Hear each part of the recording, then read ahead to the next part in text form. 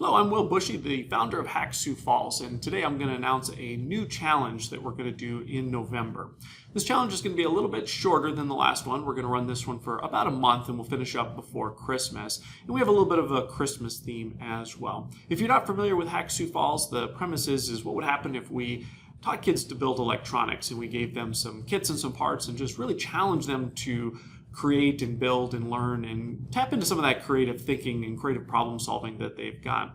We did one earlier this year and it was a huge success. We had about 20 kids. They had a bunch of Arduinos, LED strips, and some sensors, and they built some really amazing things. I'll put a link to it below so you can check out the videos from the first group.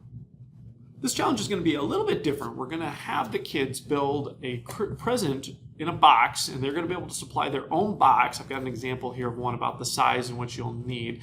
And we're going to build a circuit in there that can detect if the box has been vibrated or shaken. So it'll be kind of like a tamper-proof alarm system for a present, for example.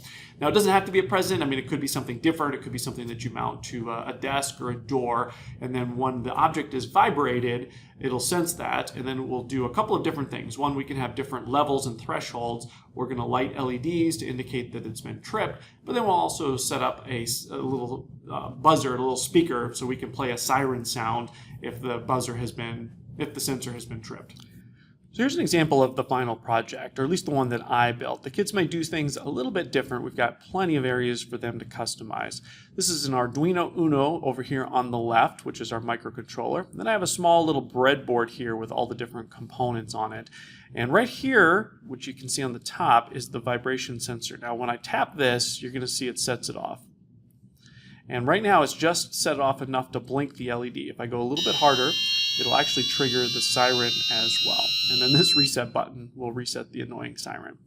But this is a very simple build, but it's a lot of areas for customization. For example, we could make a little potentiometer to adjust the sensitivity. We may have multiple LED lights indicating whether or not it's been armed or not. And we may even have a variation of how much vibration has occurred before it sets off the alarm. So let's just trigger one more time.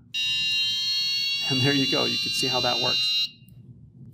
So if that sounds like something your kids might be interested, head over to hacksioufalls.com and get them registered. It costs $150. I do include all of the electronics necessary, so they'll have everything that they need, and it'll come in a nice little tote as well, so it's just easy to carry around and to stay organized.